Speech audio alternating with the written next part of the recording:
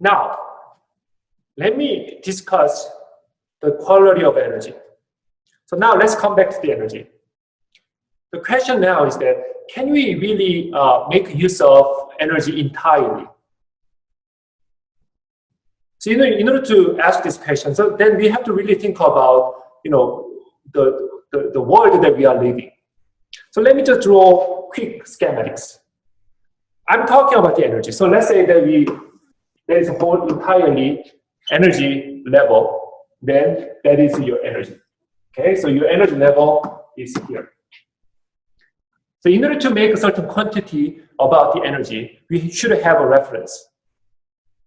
Now the energy, when you talk about it, the reference point is many times at 0 Kelvin. Not okay, but 0 Kelvin. So now your energy value is based on 0 Kelvin. At 0 Kelvin, your energy is 0. But at certain temperature, like a finite temperature, like room temperature we are living in, your energy should have a certain value based on 0 Kelvin. And many times, we talk about the energy at higher temperature or higher pressure or higher state, such that how can we make use of that high energy for our own benefit? Okay. So in the case, actually, intrinsically, we use a different reference. So different reference we intrinsically think of when you talk about how make use of energy is, in fact, at room temperature.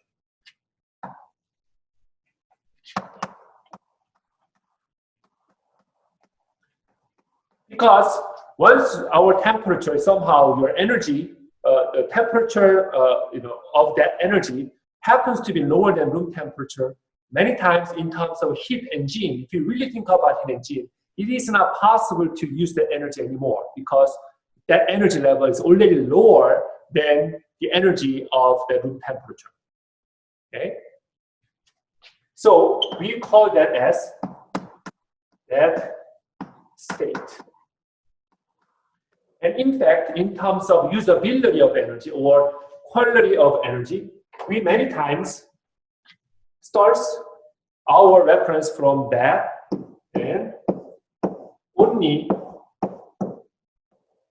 portion of energy is what we say that is useful energy. Typically, we define the dead state as that. So typically,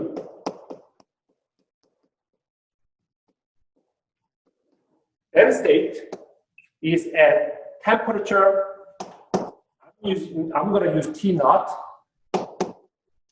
at 25 degrees Celsius, and the pressure P at a naught of the dead state to be 1 atm.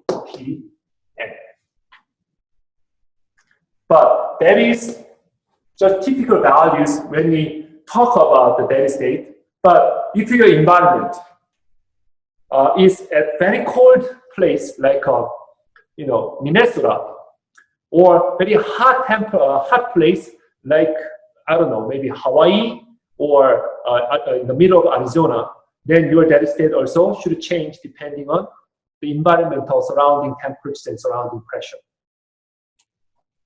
Now, with that being said, how can we think about the quality of energy in terms of thermodynamics? Let me draw cycle again.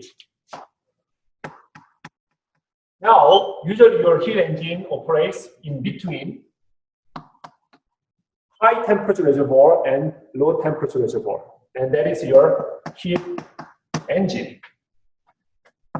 And then your engine gets certain amount of heat from the hot temperature reservoir heat source, and you dump certain amount of heat to heat sink. And by the difference of these two values, your engine gets certain work out of it. Okay? So this TH is usually after combustion or after like the sunlight receiving. So this kind of at very high temperature. Okay? But now, if you really think about where you dump your heat after running your heat engine too, okay? usually that you dump your heat to the atmosphere. If you talk about your car engine, power plant, you usually dump your heat to certain river or some ocean, okay, that maintains its temperature at almost at the room temperature. So what really happens in reality is that this low temperature doesn't change, but that one is your dead state. Okay.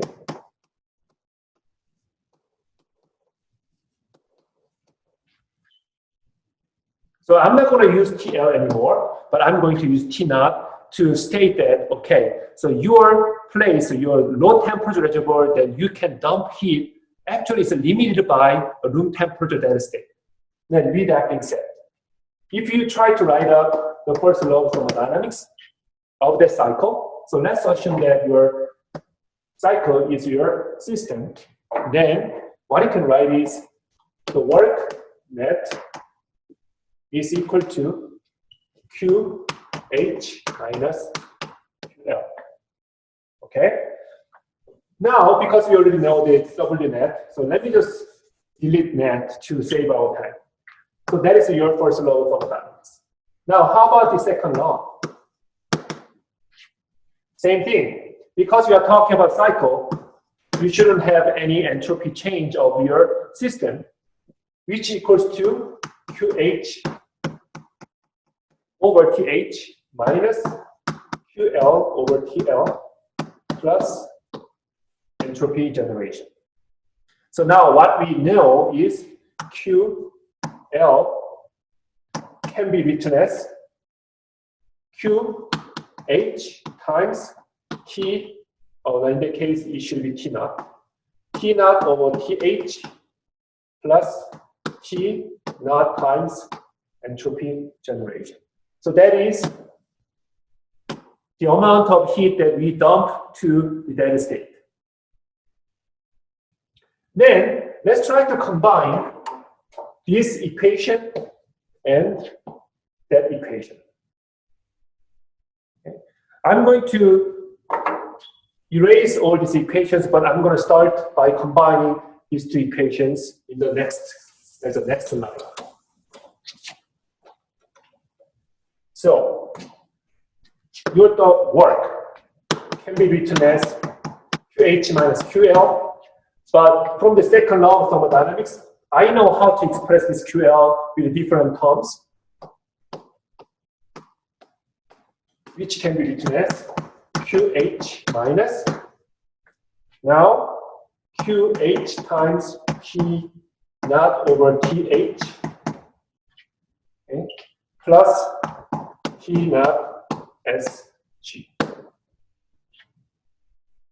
Then, because we have common term in QH here and here, I'm going to put these two terms as a group, and I'm going to have this one. So,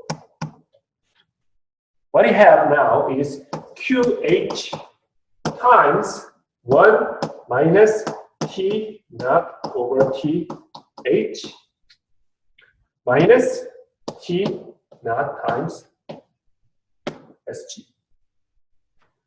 So that is the amount of net work that we can get out of this heat engine when you have QH and QL to the system. Now,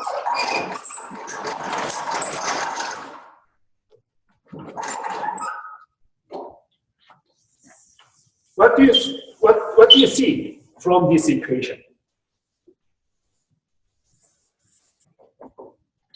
What is that?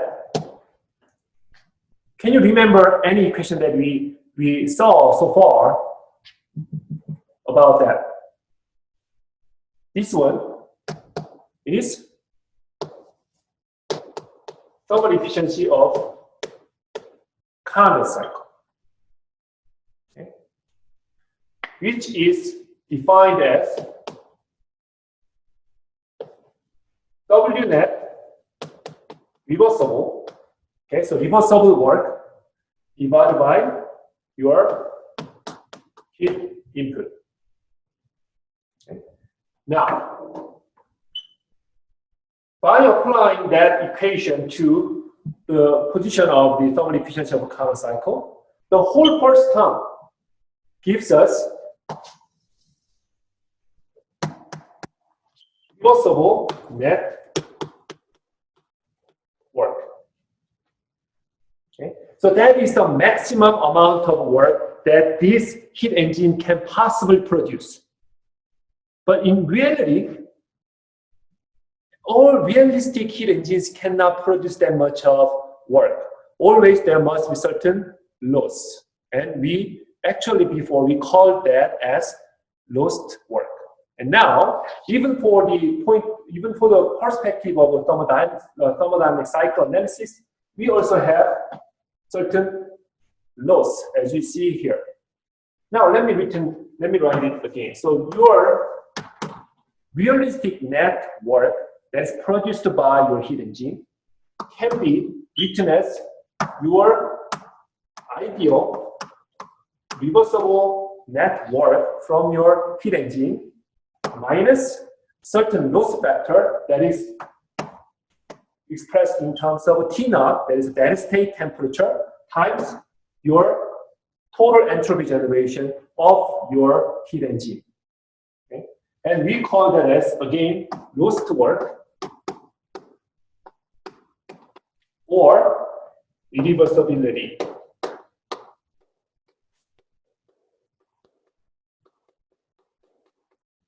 And also, we write that as in terms of symbol I. Okay? So that one is here. Let me just move it. So your lost work can be calculated by T naught, the steady state temperature, times entropy generation of your entire thermodynamic cycle processes.